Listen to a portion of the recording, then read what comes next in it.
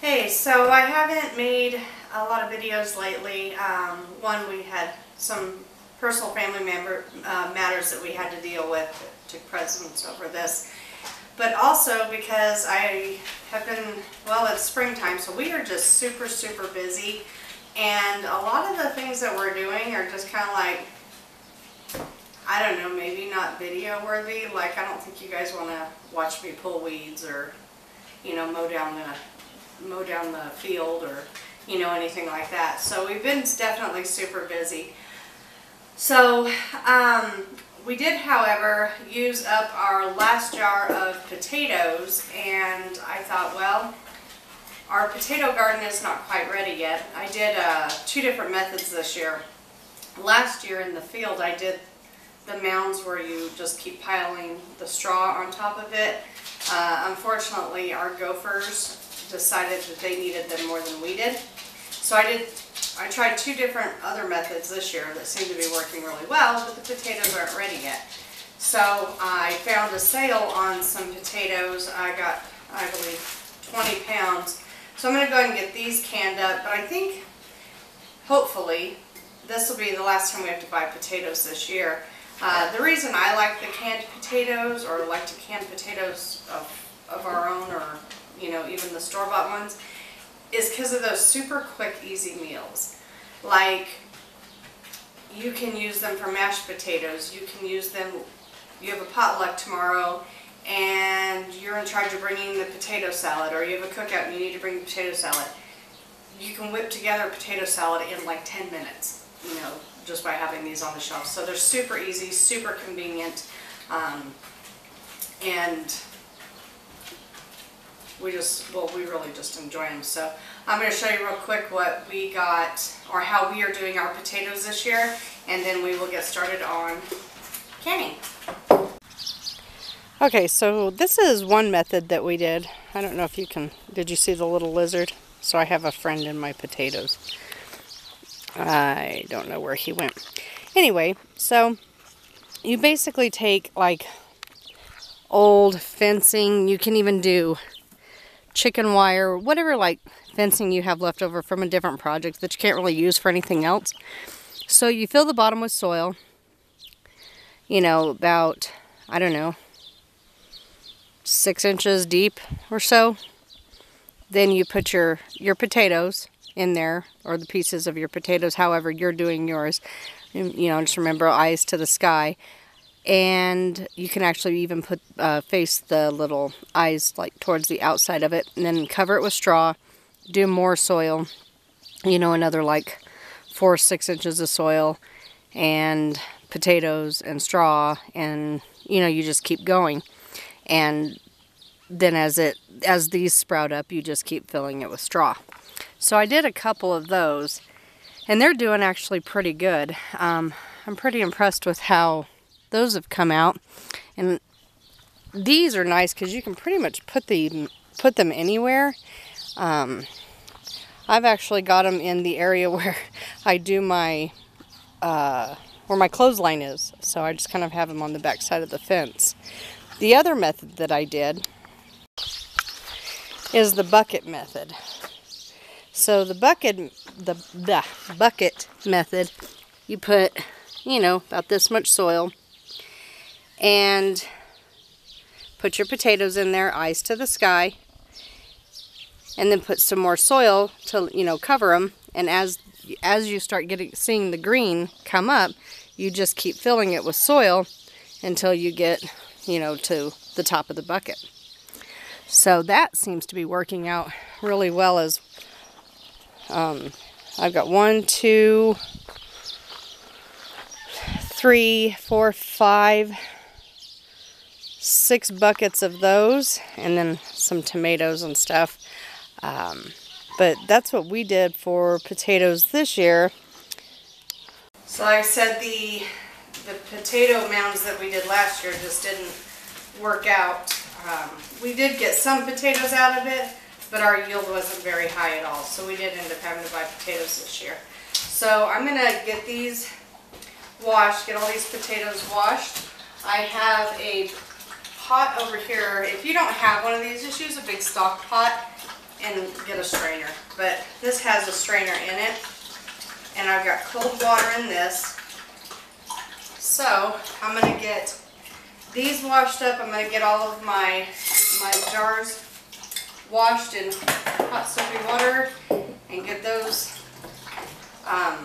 you know, I'll basically wash them up. So if you're new to canning, what you do is wash your jars really well with hot soapy water, rinse them really well, and then you can just leave them in a sink of hot water while you're doing your stuff to keep them warm, or you can put them in your dishwasher and put it on the sanitize mode, and then just leave them in the dishwasher under the heat until you're ready to use them. So if you're new to canning, that's how you would do that. So I'm going to go ahead and get these washed, and then they'll be sitting in just hot, clean water after that while we get ready for this. So I will be back once I have everything washed up and the potatoes peeled, and show you how we can our potatoes.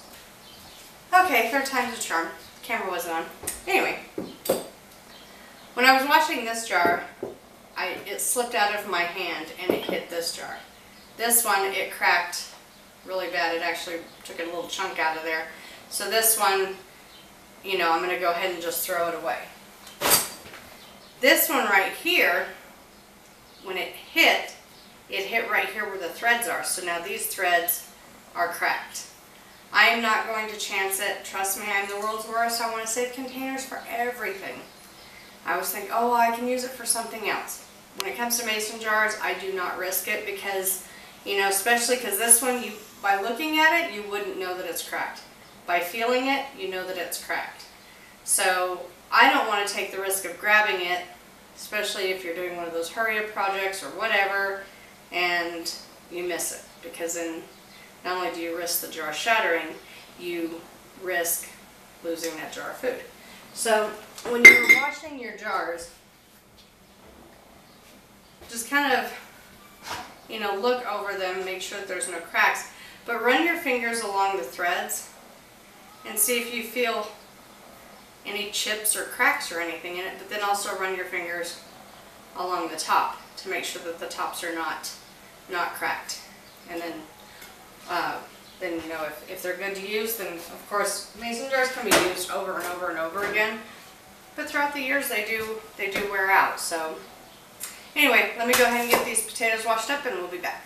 So I have all of the potatoes washed and I'm getting them peeled. In here in the strainer pot I have cold water that I put them in so that they don't turn black. But when you're doing your potatoes, you want to make sure you get like any of the black little spots on them, they're not rotten spots, just dark spots, off from your potato. Now, as far as your potato peels go, you don't have to throw them away. So there's a couple different things that you can do with the actual potato peels. And I've got a bucket down here. One of the things that you can do is when you take, so you have your potato peels, get some like olive oil or cooking oil, whatever oil that you use, rub them with it, maybe put a little bit of sea salt on there. You can really use any spices, Italian seasoning, anything like that. You sprinkle it on there, but you're lay it all on a cookie sheet with these rubbed in oil and bake them on like 200 until they're crispy, and then you have the potato skin chips. Another thing that you can do is cut them up and fry them, and then you have fried potato skins. Or you can, what I'm going to do with these ones is I'm putting mine in the compost. So you don't want to throw them away. You can use them for different things. Now, whenever you're doing your potatoes, watch, let me peel this real quick so I can show you.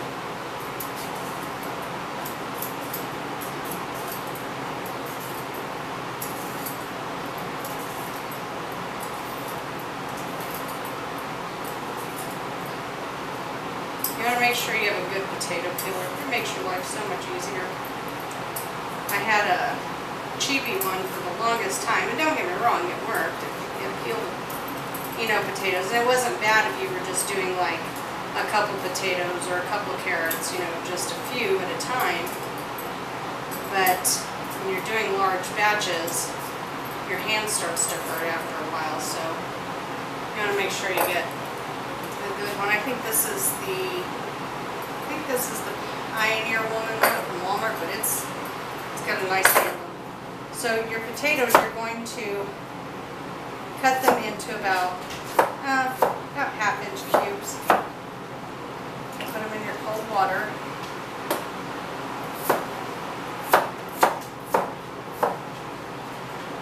Alright, so what I'm going to do with this is I'm going to get this on the stove. As soon as it starts to boil, I'm going to turn it off, because I don't want to cook the potatoes. I'm pretty much just blanching them, and I will go ahead and turn it off as soon as it starts to boil and get these rinsed and get some jars filled. But since I'm doing such a large batch, I will show you, as soon as these boil, I will show you how I'm going to keep that water and use different water for the actual canning process. That way I can just blanch the potatoes. This will be the first set that just goes to boil, and then the rest are just going to blanch. Okay, so this came to a boil and I turned the heat off. This is why I like the strainer pots, because what I'm going to do is I'm going to go ahead and dump these into another strainer. Now remember, you're not cooking the potatoes. They're going to cook during the pressure canning process. So now what I'm going to do is I'm going to take the other potatoes that I've cut up, and I'm just going to blanch them. So they'll be on here possibly, I don't know, maybe about 3 minutes. Alright, so I put those back on the stove. They'll go for just a few minutes, long enough for me to show you this. So what I'm going to do is, these jars are warm, they've been sitting in hot water. I'm going to add a teaspoon of salt to my jars.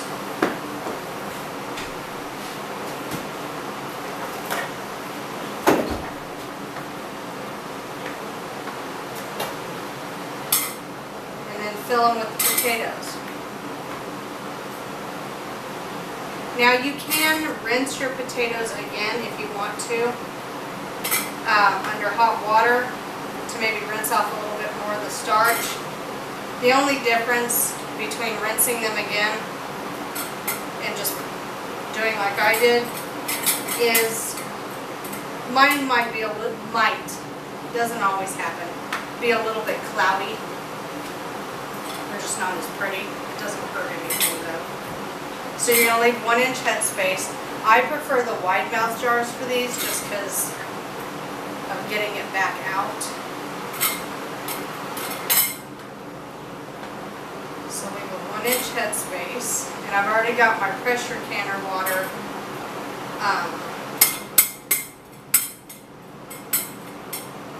warming up. Okay, so we're just going to show you these two, and then I'll finish the rest off camera. So now, I have another pot of water that I'll use for the other ones, but I did this just for this. Ouch, that's really hot. Just for this purpose. So you're going to fill them with water.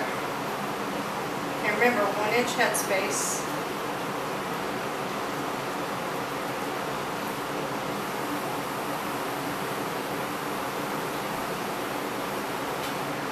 And then you're going to take, you can buy a bubbler, or you can use the back end of a spatula, something plastic. You don't want to use like a metal spoon because you risk chipping your jars. But you're just going to make sure there's no big air bubbles in there. And sometimes it'll release an air bubble to where you need to add more water.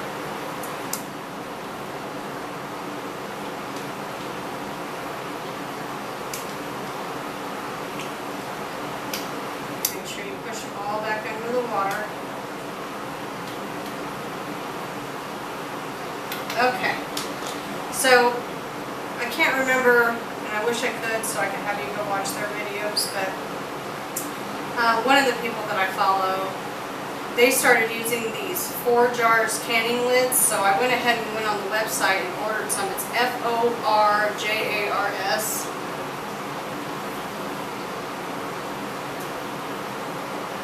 I was seeing if there's a website on here. I don't see one. Of course, I'm blind, so.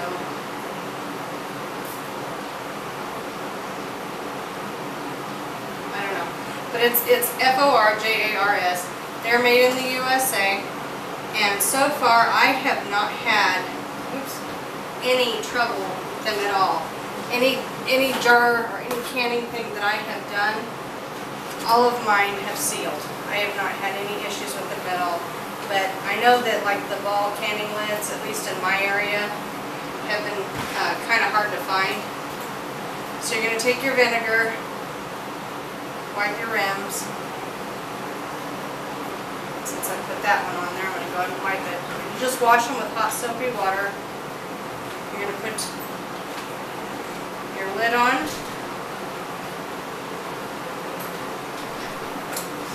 Get your band.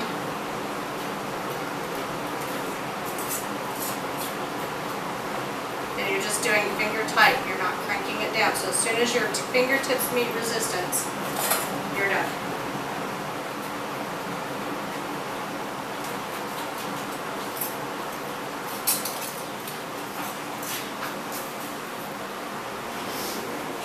So I'll get these finished, get them put in the canner, and we will be right back. My pressure canner holds 7 of those jars. For the beginner canners, anytime that you're using your pressure canner, you always want to make sure your seal does not have any cracks in it. And those seals last forever. Remember to get your pressure gauge tested at your local extension office every year and make sure it's calibrated. Now there's 2 different types. This is just the weight that comes with it. If you're using this one, for my altitude I have to go to 15 psi. But I'm going to put the lid on it. I will wait till this starts blowing steam out. Once it starts blowing steam, I'll set a timer for 10 minutes. It's going to vent for 10 minutes before I put this on there. Once this gets to 15 psi, I start my timer. Now, if you're using this is a jiggler. This kind of takes place of this.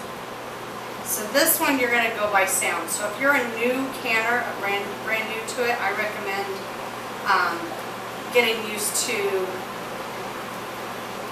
the pressure gauge with your stove. So like my last stove, I had to have the flame kind of between medium and low when I was at 15 psi. This stove, I barely have it just above low and I'm at 15 psi. So get used to how your stove operates using this and kind of get used to the pressure canning before you go to this. This one, you go by sound.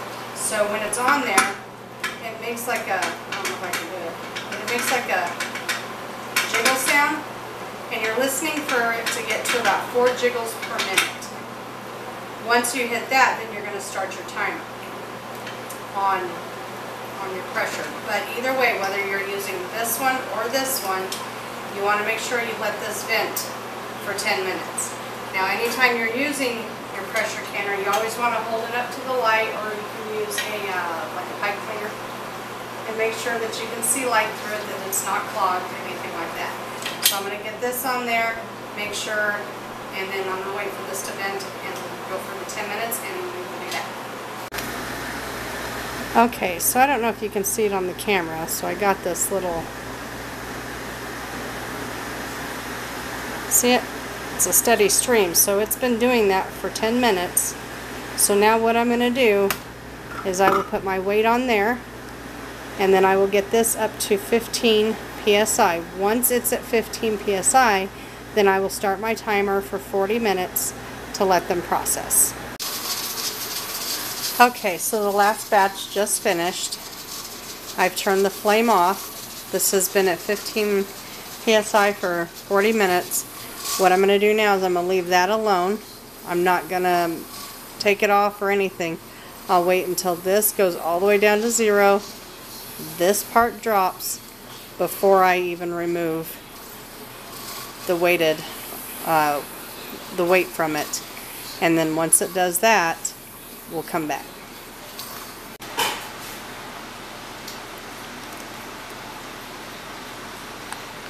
I don't know if y'all can see that. It's kind of blurry, but pressure is out.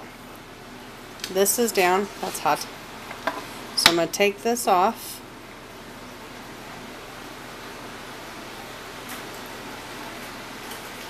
Let's see if I can open this with one hand.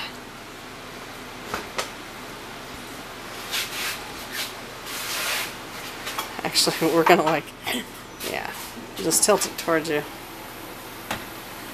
Okay, so now I'm going to let this sit. Oh, that got blurry. I'm going to let this sit for 5 minutes before I take the jars out. So now that's been sitting for 5 minutes. I'll take each one of these out.